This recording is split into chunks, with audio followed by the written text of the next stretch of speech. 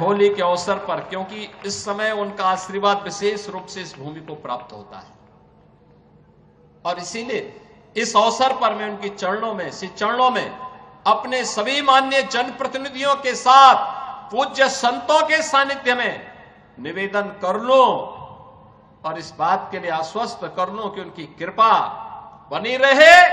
यहां का विकास होगा, पूरा विकास होगा। जैसे अयोध्या में, जैसे प्रयागराज में, जैसे काशी में, जैसे मां विंध्यवासिनी धाम में आपको दिखाई दे रहा है, यही हर विकास के कार्य यहां पर इसी रूप में आगे बढ़ेंगे। और अब तो जो हमारे पूज्य संतों की चिंता हुआ करती थी कि यमुना मैया के बारे में भी तो कुछ होना चाहिए। और बहनों और भाइयों, मैं आज आप सबसे कहने के लिए आया हूं, मैं आप सबसे कहने के लिए आया हूं कि यमुना मैया, अब तो दिल्ली में भी राम भक्तों की सरकार आ गई है आदरणीय प्रधानमंत्री जी के नेतृत्व में। तो ये मान करके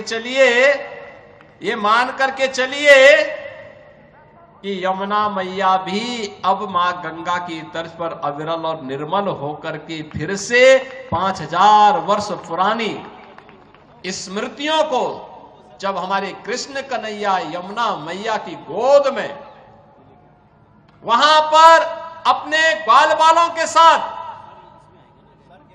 जब वहां पर डुबकी लगाया करते थे, वह दृश्य फिर से हमें इस भूमि पर देखने को मिलेगा।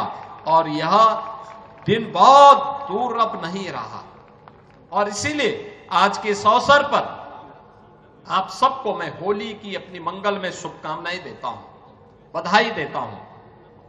वैसे भी यहां के तीर्थ के बारे में यह मान्यता है कि बरसाना तो साक्षात ब्रह्मा जी का प्रतीक है, नंदगांव भगवान शिव शंकर है और गोवर्धन साक्षात विष्णु है। इन तीनों का संगम हमारी ब्रजभूमि में है। तो कौन ऐसा व्यक्ति होगा जो ब्रजभूमि के रज रज को अपने साथ जोड़ने का और अपने आप को उसके साथ आत्मसात करने का दुर्लभ आशीर्वाद से वंचित रहे।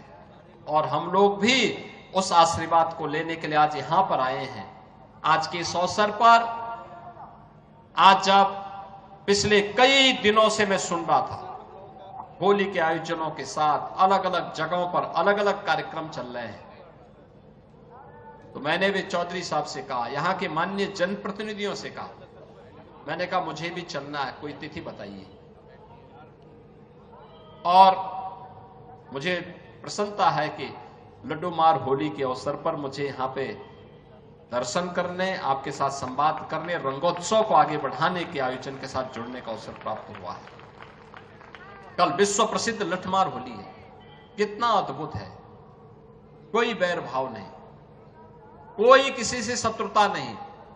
होली तो आपसी सद्भाव का त्योहार है, मेल भाव के साथ दूरियां को कम करने का त्योहार है, एकता के सूत्र में जोड़ने का जो संदेश महाकुंभ ने दिया है, होली उसकी पुष्टि करता है, उसको और मजबूती प्रदान करता है।